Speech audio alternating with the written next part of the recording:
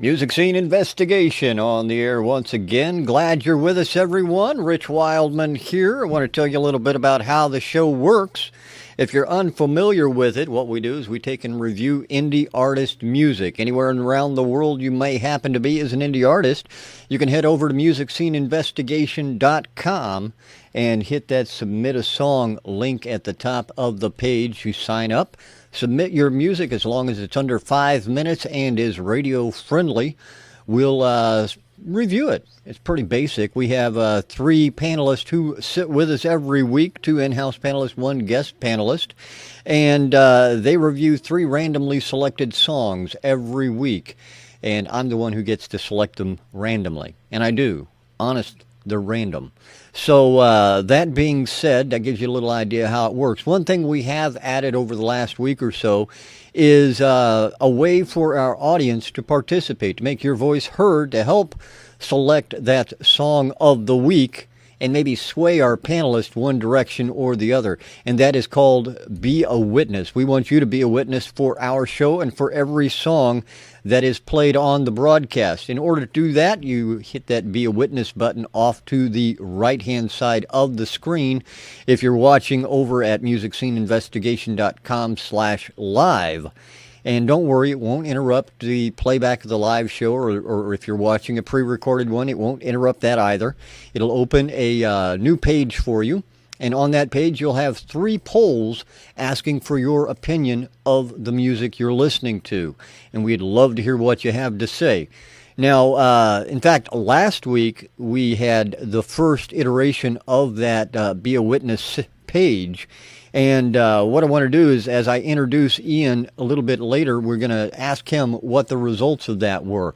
But right now, I want to introduce our good friend over in New York, Mr. Tom Chianti. Tom, how you doing, friend? How things going in New York?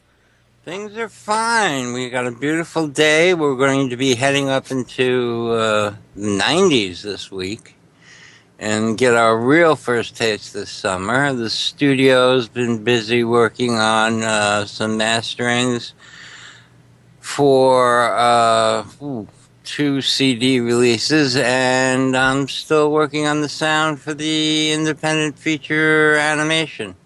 I know you've been busy on that, and you've been busy doing some things behind the scenes with some animation and stuff for MSI as well. Yes, that's halfway done. Music is scored. We've got, I don't want to give anything away, but the first part of the animation is done, and it's just a mystery as to how we're going to end it yet. I don't know whether we all get shot or we all escape. Well, I'm voting for escape, okay? Okay, I'll keep that in mind. All right. Appreciate it, Tom. Thank you very much. Now let's go talk to Ian Husbands all the way from London, England. Ian, how you doing today? I'm good. It's grey and dull and typically English here today. Well, that's, I suppose, good. You would hate for it to be hot and miserable and the streets filling with sand. I don't know, hot, fun and continental maybe. That'd be nice. Well, move to France. The problem with that is it's for the French. Yeah. Well, take over the country and rebrand them all as English and you'll be fine. Not something the English haven't done many times before, but it'll be fine. Exactly. So let's go over the Be a Witness polls from last week. Why don't you fill us in on what the results were? Well, it was an even spread last week, actually, for our first witness statement. We classify the songs on best songwriting, best performance, and best mix and production. And for best songwriting, song number 2, which was our song of the week, right, came at the top of the list with 57% of the votes. But for best performance, that went to song number 1, which, if I remember right, it was a very jazzy, rocky type of number. And that had 67% of the votes for best performance. And for best mix and production, well, that actually fell to song 3, which was the one with the female vocal on. Also with 67% of the votes. So, an even split across the songs last week. Well, it's going to be interesting to see how the statistics over time play out, to see if we can get a meter on what the best song is based upon just those votes. Yeah, I mean, it'd be interesting to see if we get a week where one song takes the top in all of them, or if we're going to continue to get an even spread across songs, or how. Yeah, there's a lot that could play out on this. I agree. It's going to be interesting. Well, I appreciate you keeping track of that, Ian, and thanks for being here. That's all right. All right, now our guest panelist this week has been with us before. In fact, it was last year, I believe, is the last time that he was on the show, and we're happy to have him back. He's a electronics engineer and he's a wizard behind the keyboard. We were talking about wizards in the chat room. Well, this guy truly is a wizard behind the keyboard. He works with GForce Software. In fact, you may have used some of the software he's worked on. Imposcar 2, Omnisphere. You get my drift? He works with audio software, guys and gals. That's why the wizard is here with us. Jon Hodgson. Jon, welcome back. Glad you're here. Thanks a lot. I'm very glad to be here. Now, it has been, you were with us last year, so it's been a while since you've been here. Yeah, it has. And good to see you guys doing well. Well, we're glad you're back with us. Now, I mentioned that you work with Imposcar and Omnisphere. You work with Trillion as well. So you know what you're talking about from an audio perspective. I've got some idea, at least. You make it up along the way if you don't, right? That's the one, don't we all? Exactly. So since you were here last, what have you been up to? I know you've been busy. We talked a little bit before the show, but didn't get into too much detail. So why don't you give us an idea of what you've been involved with since you last been here? In terms of my work, pretty much more of the same. Still working on 64-bit Imposca. That's the only thing I can really talk about, which isn't that interesting. Plus a little work on installers for the other products. Everything else, still keeping on the wraps for the moment. Other than that, in terms of music, playing with the band I'm playing with, I've had a few gigs this year. And I've also had a nice trip to Vietnam and saw the country. And I've also been, I did a yacht race in South Africa. All right. Now, before we get to the yacht race and your trip to Vietnam, let's remind everybody about the band you joined and give us an update on it. So let us know, again, tell everybody the name of it and some details about it. Okay. The band is called The Spread. We're playing sort of anything between Elvis and Black Sabbath. It's just a small, pubs and clubs, that kind of thing. And we've got an interesting mix of people in that we've got the singer also does an Elvis tribute act, but he doesn't wear the suit with the band. I'm glad to say. The other guitarist, he spends most of his time actually playing in orchestra pits for amateur dramatics, which came as a surprise to me because I didn't even realise. Although I've done some recording for pantos, I didn't realise that any amateur dramatics had the budgets for live music, and apparently they do. Yeah. And in fact, the last one he did that I know of a few weeks ago was a production of the musical Chess. Oh, really? And apparently that one they actually had it's like a 12-piece string section as well as the band. Wow. So, yes, it must have been quite something. Yeah, so the recession isn't hitting them too hard yet, it seems. It seems not, no. So, yes, it'd be quite interesting to actually see some of this stuff that he's been doing. Yeah, or really. Hear it. Really. Now, you said the band had been playing a few gigs out and about, and you were involved in them. Why don't you tell us about that and how everything went? Pretty well overall.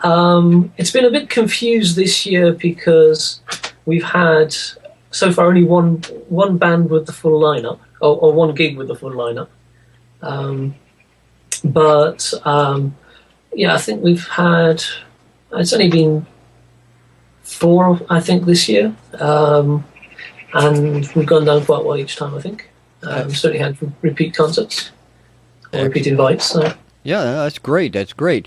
Now, you said you went and took a trip to Vietnam. Now, everything I've heard about the country is it's gorgeous country. Tell us a little bit about your trip. It is a gorgeous country. It was a pretty random decision on my part. I just decided I needed to be somewhere else for over Christmas and New Year, rather than in the UK where it was cold and horrible. And Vietnam sort of came up as an idea, and I looked it up on the net and thought, that looks interesting. And I went to the travel agents, and they had a good deal. So, And yes, that was... Did you go by yourself? Did you go with a group, or? I went by myself. I flew into Saigon and flew out of Hanoi, so in the south and out of the north. I was there for 3 weeks, and I managed to visit most of the recognised tourist places, apart from Saba, which is up in the upper highlands. I ran out of time for that. And anyway, that would have been cold. So I did the Mekong Delta. I was in Saigon, obviously. That's where I started. Went to the Mekong Delta. I went to the Central Highlands. Went to the beach places in the middle, including a little. And there's a little town also, Hoi An, which looks like something out of an old movie. So it's all cobblestones and all the rest of it. And I went up to Hanoi and and then went over to see Halong Bay, which is absolutely gorgeous. It sounds like it. And I got to tell you, you're a much braver man than I for going there alone. I don't go anywhere alone. I always have to have a group of people with me if I'm traveling. I'm scared that way. Or a gun. Or a gun, exactly. So I didn't know you were into yacht racing. How did you get involved in yacht racing? I had an email from my father. My father lives in South Africa, and he has a Neisner 440 catamaran, which is a sailing yacht. And I got an email from him saying, do you want to come out and join me on the Inyaka yacht race? And a couple of weeks later, I was in South Africa. Now, is this like a World Cup? You know, not a World Cup, but a yachting boat that, a ginormous yachting? No, it's not such a big yacht, and it's not such a big race. His yacht is a 44-footer, one of the bigger ones in the race. Okay. But it's basically the Zululand Yacht Club's annual race, and what you do is you start by sailing from Richards Bay up to Inyaka. That's just getting up there. You spend a few days on this island, which has got no roads, a couple of restaurants. It's very nice, but very quiet place. There's not much going on. I'll send you guys some photos. Oh, great. The one at Barclays Bank is brilliant. So you do that, but then the race is back from Inyaka. Inyaka is just off Mozambique. It's in Mozambique, but it's island off the coast. You sail from there back to Richards Bay. It's mostly it's not too serious a race, although the two boats that came in first and second, they're serious races, especially the guys who came in first. Yeah. They race every week. And I got to ask you, how'd you place? In our division, which is the multi-hull division, we came third. Well, good. Congratulations. An accomplished yachtman now. I had no clue that you're so multi-talented. He's not. He was the chef. He was the ship's cook, basically. Slop every day. It was easy. Now let's find out. In all fairness, what was your position aboard ship? Overboard. Almost something I said. No. It's there's no. I mean, you're adjusting sails. I was steering for the latter part when the winds were really high. That's quite an interesting experience, because you until you start getting the hang of it, it's all rather scary. They gave you control of the boat when the winds were high? Yeah, we peaked at just under 20 knots. It sounds to me now, you might want to talk to your dad about this, but it sounds to me, he's like, all right, John, come over. You steer when the winds are high. I'll take it when it's calm. That way, if anything goes wrong, insurance will pay off, no questions asked. Knowing him probably, yes. And we managed to catch 2 good-sized tuna during the race as well. Well, great. It sounds like you had a great time. Sounds like things are just happening and you're just having fun with life, which is the important part of it. Well, yes. I mean, after all the work we put in getting the Impossible 2 out, I needed a bit of a break. I understand. I've seen Impossible 2, looked at it, looked at a lot of the reviews, nothing but wonderful reviews on it. So, big congratulations to you and the whole team that worked on that. Thank you. Now, as you know, though, John, we're here for a reason, and we got to review some music. I'd love to talk yachting with you because that's a fascinating subject for me. Not that I know anything about it, I just find it interesting. But we do have to review some music. So, yeah, it's the way it is, Tom. So, but I do want to. That's okay. I want to make sure that I got up out of bed for some reason today. There you go. Exactly. So I do want to remind everybody, we want you as a witness as well. So the Be a Witness page is ready. And we're going to keep that page up and available all week long and compile the results and bring them to you on next week's show. So that being said, guys, why don't we get started with song number 1 on today's MSI? Are you ready? Ready. Good. Ready. Yep. I'm ready too. So here it is, everyone. Song number 1 on today's MSI.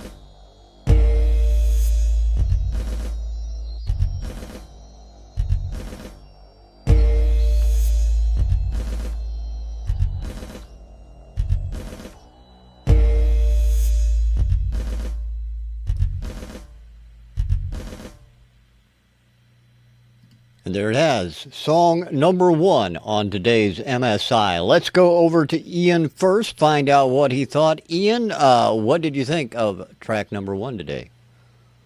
Well, the beauty of the falling sky. Yeah. Where to start? I don't know where to start, to be honest. I mean, okay, this isn't what we normally get on MSI. This is something a bit different. It's kind of trying to be a bit beat poet or performance art, as Rich has quite rightly said in the chat. But for me, I think anything like this, I need to see a visual to understand. This is very difficult to get your head around from just a music and vocal standpoint, from my point of view. I mean, the music really wasn't going on much at all there. The drum sound was terrible. The beat was awkward. The mix was very thin, and it was just, there was no dynamic to it, and there was no changes to it, and it was very repetitive all the way through. I mean, you know, I bet music should be supporting a vocal, and that vocal did have almost like a verse and a chorus. There was bits he was repeating, you know, and the music should be changing with them and supporting that. Even in something like this, even if you're trying to be off the wall, structure and arrangement will only add to the drama of the track. I mean, you know, this is the sort of track that is trying to grab your attention by being different. I didn't feel the vocalist carried it off as well as could have been. I didn't feel the lyrics were written to a good enough meter or structure to be called poetry as such. And I didn't feel his vocalization of those words to the beat, which was kind of weird anyway, really locked in, and it was kind of just sitting over the top of the music without being a part of the music. There was no real flow to it, and it just was far too long at 5 minutes as well. I mean, if you're trying to make a point, if you're trying to grab people's attention, get your message across, if you're going to be that different, then you've really got to sort of put your message up front. And the vocals, again, in that mix were thin and not really there, so I couldn't get all the words anyway. I mean, there were some interesting lines lyrically. Things like, until I emerge from this life as a new species. You know? Keep taking the drugs, that's what I'm going to say. All right. Ian, I appreciate what you have to say. And Tom, what do you think, track 1 today? Well, I agree with a lot of what Ian said. It needed to be much more interesting. The mix was just not there for it. There was nothing special about the drum sound. They had some interesting sounds going in and out, some electronic sounds in the background, and I think it could do for more quirkiness in that way. I could not understand a lot of the vocals. It should have been, for this type of performance, if it is performance art or beat poetry, the word is the thing, and it needs to really, really concentrate. The performance sounds like it was, he was trying to put across an emotion that didn't quite come across. It was nondescript rather than to the point. I agree that it was definitely long. There had to have been some change-ups in it. Even if the beat stayed the same, different. Like I said, the electronic sounds coming in and out would have made it a little bit more interesting. All in all, for what it was trying to be or what it is, I think it needs to be done much better. All right. I appreciate that, Tom. Thank you. And now to our very own Jon Hodgson, our special guest today. John, what do you think of track number 1? I couldn't really understand what he was trying to achieve, because you'd assume, given that it's the only thing which seems to have any planning behind it, and that it was the lyrics were the important thing, but they were, as people point out, very hard to understand in places. You had, I mean, I don't mind a sparse sort of mix. In fact, funny enough, when I was in Vietnam, I was lucky enough to see some traditional music, which has a structure in some ways, in terms of instrumentation. It's simply one rhythm piece, the voice, and a string instrument, a bit like a guitar. So it's very sparse, but that, oops, excuse me. That's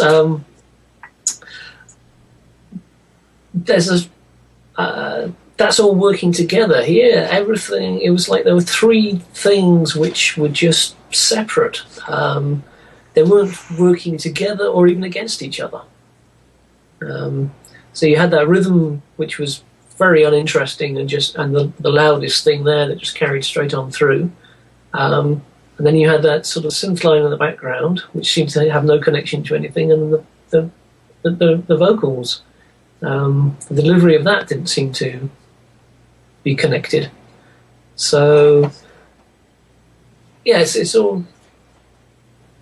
Perhaps there's an idea there, but it's very badly put together, in my opinion. All right. I appreciate that, John. Thank you. And I want to take some time to introduce that track to everyone. The name of the song, and it is a long name, apologize to the author for not being able to include it all in the lower third you see there, but it is by Strigdae, and the name of the track is called Funeral March, Call Me the Beauty of a Falling Sky. Call Me the Beauty of a Falling Sky by Strigdae. We appreciate you sending that in to us, and thanks as always. Again, if you want to send tracks in for review on Music Scene Investigation, head on over to musicsceneinvestigation.com, where you can do that very easily. All right, gentlemen, track number 2 is coming up, so why don't you go ahead and listen to it, and we'll play it for everyone else as well. Here it is, track number 2 on today's MSI.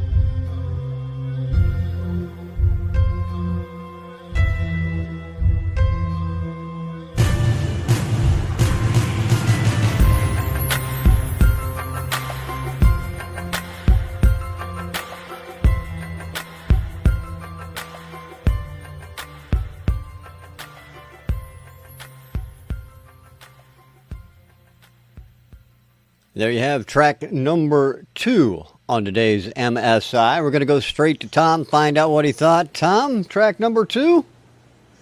First off, I really like the vocalist treatment of it.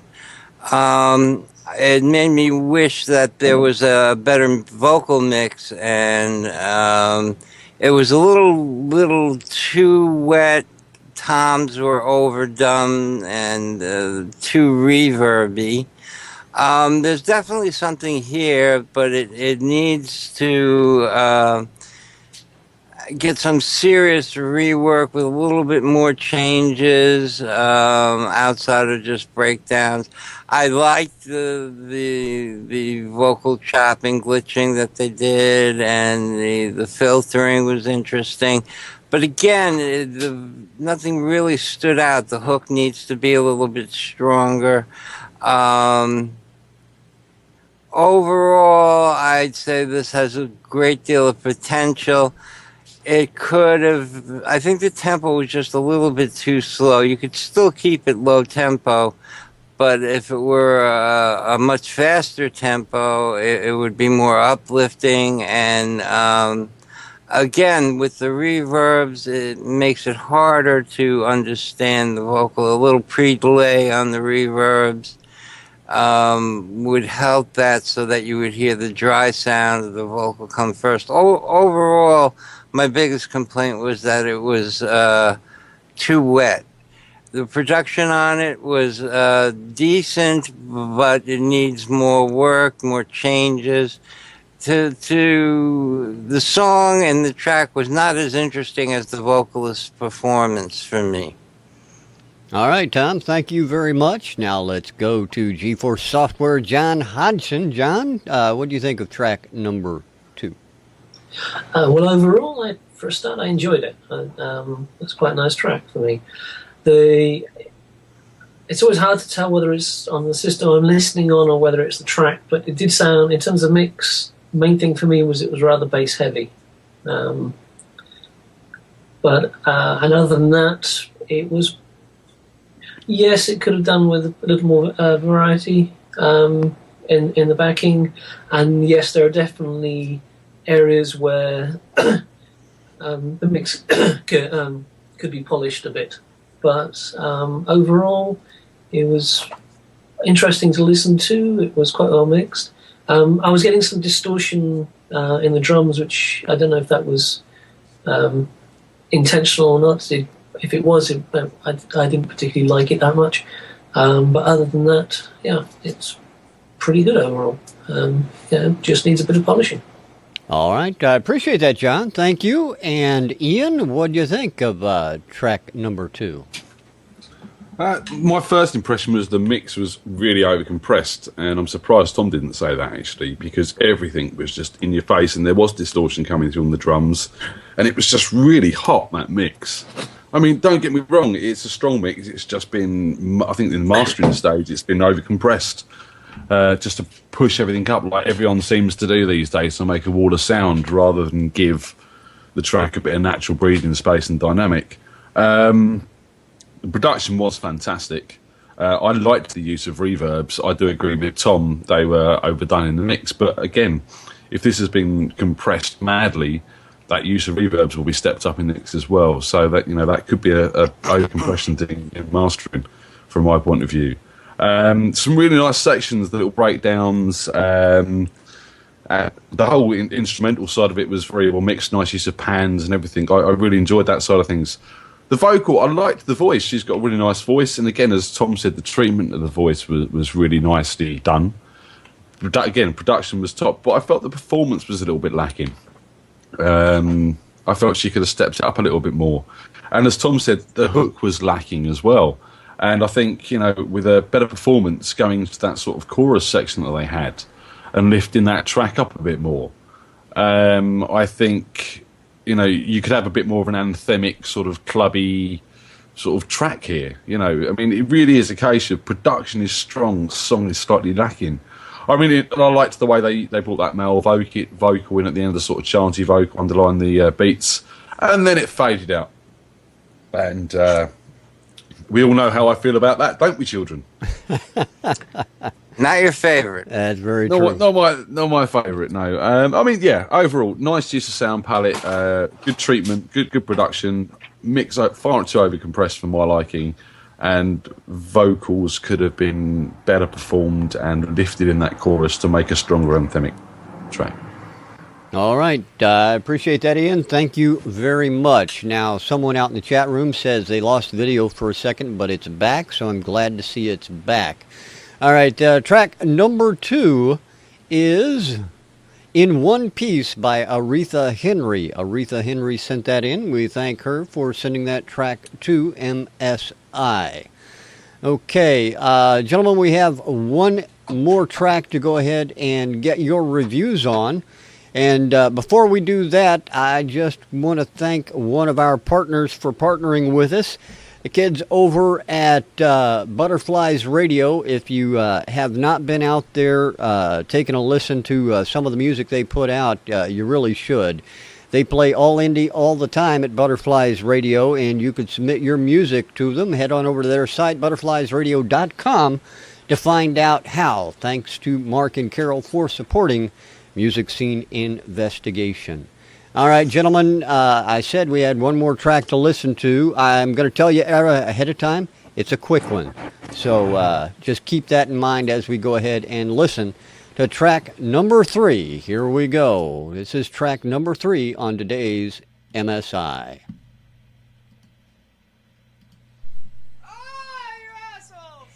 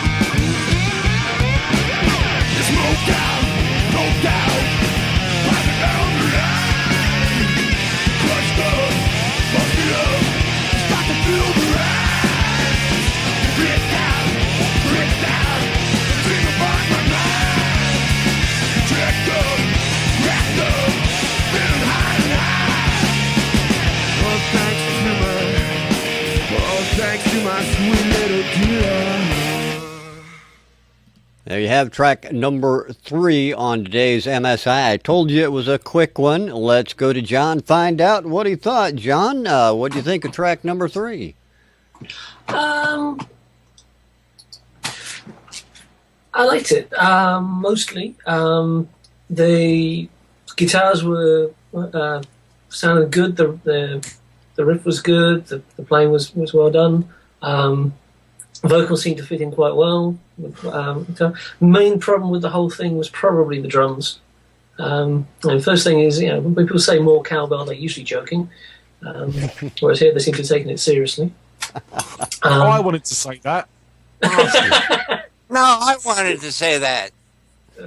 I mean, at the beginning, apart from the cowbell, the rhythm of the drums just seemed a bit wrong to me in terms of how it was fitting with everything else. And then later on, it was okay, but nothing particularly interesting in that respect in terms of either what they were playing or the way it was recorded. I mean, I don't know if it was all sequenced or not. So that to me was the weakest point on the whole thing. The rest seemed like a perfectly well recorded rock track to me. A good job overall. All right. I appreciate that, John. Thank you. And let's find out what Ian thought. Ian, what do you think of track 3? Rock! Loved it. I mean, this is, I think someone said in the chat, this is bar rock. It's Blackstone Cherry meets Clutch. It's got a good groove to it, even though the drummer could do better. I do agree with John. I think the drum patterns could be more interesting. He does hold the groove, which is essential. And it's up tempo. It's rock and roll, isn't it? I mean, there's a tad of cliche in there, but it's cool cliche. It's good cliche. Guitar tone was fantastic. I did feel the lead guitar was a little bit lost on that intro, and I would have boosted that up a little bit more. But like the slide guitar player, that was a nice touch. That's what gave it its Blackstone Cherry feel for me. The drum sound was good. The bass tone was good. Yeah, definitely more cowbell on that mid-late. Liked that little breakdown just to sort of break the song up a little bit. It was 2 minutes 38. It didn't need to be longer. I mean, they could have added a huge wanky solo in there and probably ruined the track. So I like the fact that they kept it short and to the point. I liked this. This was very well done. Drummer could do better, but I think everything else was there. The guy's voice was good. The lyrics were a little bit cliche, but hey, it's rock and roll, man. That's what it's all about. All right, Ian, I appreciate that. And Tom, I'm not going to forget you this week. What did you think of track number 3? Well, the overall impression I got was that the mix was small and it lacked the power necessary to put this over the top. I liked it. The performances were there. I thought it was a little overly warm for this type of rock. It should have been a little bit more edgy, a little bit more roaring, and Ian is right. They didn't have to make it longer to get their point across. And again, the big cowbell was done interestingly. It was it left you wanting more, which is a good thing, rather than have it banging in your head through 16 to 32 bars, which is not necessary. Like on All Right Now. It lacked a lot of clarity. The bottom end was very muddy for me. And again, that could have been, like I said, the size of the mix would have been increased if they separated out the bass more. The bass line was nondescript to me because it was a little muddy overall. This strength is that it was well constructed. It was well played. And again, I say space. There was no clearly defined space for everything, and I really, really wanted those guitars. They had the hint of the power of the track that could be there, but it needed to really, on the mix, come up a lot. This should be tearing your head off instead of just like, yeah, this is nice. It's well done. It's good. I just think it needed more power. Everything else is it was nicely done, but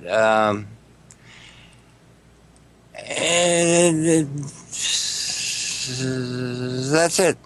Okay. All right, Tom. I appreciate it. Thank you. Now, the track was sent in by a group called Amongst Anger. The name of the track was Sweet Dealer. We appreciate their sending that track in to Music Scene Investigation.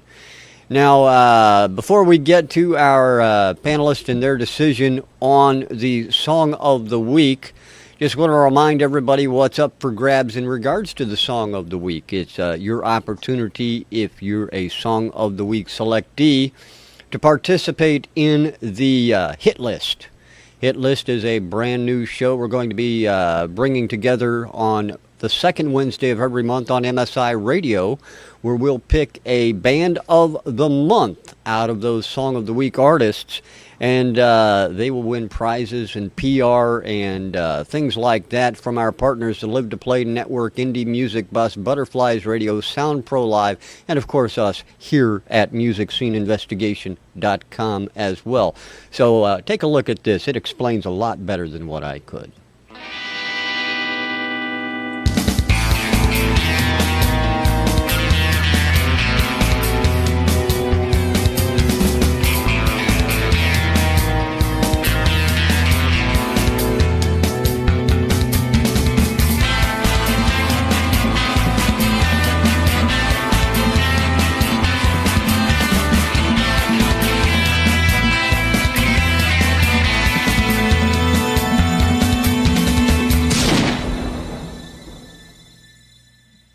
There you have the idea about the whole hit list. Again, that's coming up on MSI Radio, MusicSceneInvestigation.com/radio. The second Wednesday of the month, you could find that.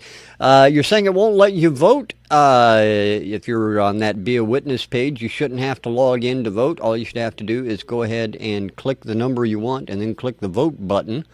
If you're actually seeing the results, click down below the button to where it says vote or whatever it says there, and it'll flip over and show you the voting panel, and you can get it to it from there. All right, gentlemen, now you guys have to select a Song of the Week. I hate to put you on the spot, but I do it every week.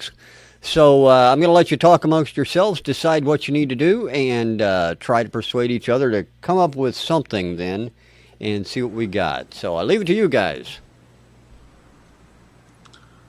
I think there's no question for me. I think the shortest Song of the Week, it's number 3, wins outright for me. I think it is the best mix, it is the best song, it is the best performance.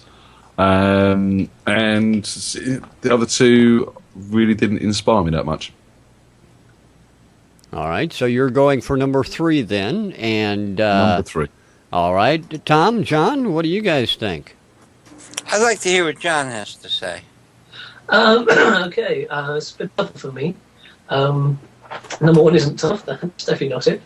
But if the other two, number 3, really that one, I can imagine it's the kind of band I would go and see. It's the kind of track I would put on my Spotify playlist. And it's possibly the kind of track that I would want to play in a band. But number 2, I think, has... it has more. It's a bit more original in terms of production and so on, and more potential to be different and interesting. So on the basis of what it could be, I'll go for number 2. All right, so you're going for number 2. So I have a vote for number 3 and a vote for number 2. Tom. I went to the witness statement page and I couldn't get to vote on it either. So I was going to say let's go to the witness statement and see what they have to say, because I'm kind of torn between 2 and 3. 3 is short, to the point, sweet, but it had a lot of problems, and especially with the size. So if only to tick. Who do I want to tick off?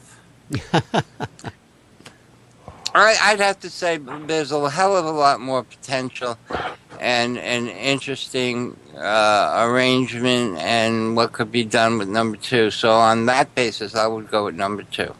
All right, so number 2 then will be our Song of the Week. Now, just to let everybody know, I'm taking a look at the witness page. I don't see anything wrong with it. That doesn't mean there's not anything wrong with it. But I think I know the issue. All right, Ian says he knows the issue, so I'm going to let him work on it. It's how we get around it is going to be the question. Bear with us, guys. All right. Is it a back issue? I think it's a case, so we might as well broadcast this to everyone. I think it's the case of if they voted last week, they can't vote again. I see. I gotcha. Well, we can switch that out and make that better. In fact, I just closed that page, but what I'll do is I'll go back into it, and we will get that taken care of just as quickly as I can.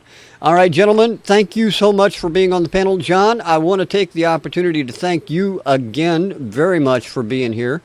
We love having you on with us. We just seemed to wait so long. I mean, we need to get you on more often. Well, be happy to be here.